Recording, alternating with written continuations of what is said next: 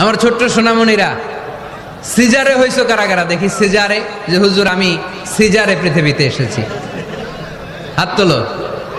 কয়েকজন হাত তুলছে, মাশাআল্লাহ, ঠিক আছে, অসুবিধা নেই, হাত নামাও।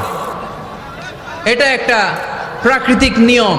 মায়ের পেট থেকে পৃথিবীতে আমরা এইভাবে আসি। কেউ প্রাকৃতিক পদ্ধতিতে আসি, কেউ সিজারে আসি। যারা সিজারে আসছে তারা এই কষ্টটা সহ্য করে নাই, তাদের অন্য ধরনের স্ট্রাগল পৃথিবীতে আসার পরে। কিন্তু আমরা যারা নর্মাল প্রসেসে এসেছি সেই সময়টার কথা খেয়াল করেন।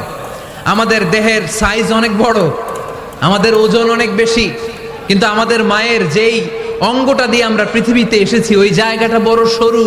খুব ছোট্ট একটা জায়গা দিয়ে এই বিশাল দেহ নিয়ে আমাকে সংগ্রাম করে আসতে হয়েছে, ঠিক কিনা? এবং এটা ল্যাবরেটরিক্যালি প্রুভড, সায়েন্টিফিক্যালি অ্যাটাস্টেড যে এটা একজন বাচ্চার জন্য, নবজাতক নিউ বর্ন বেবির জন্য খুবই স্বাস্থ্যকর, খুবই হেলদি। কারণ এই ছোট্ট জায়গাটা দিয়ে, মায়ের ওই ছোট্ট অঙ্গ দিয়ে আমরা যে পৃথিবীতে আসি, আমাদেরকে একটা চাপ সহ্য করতে হয়।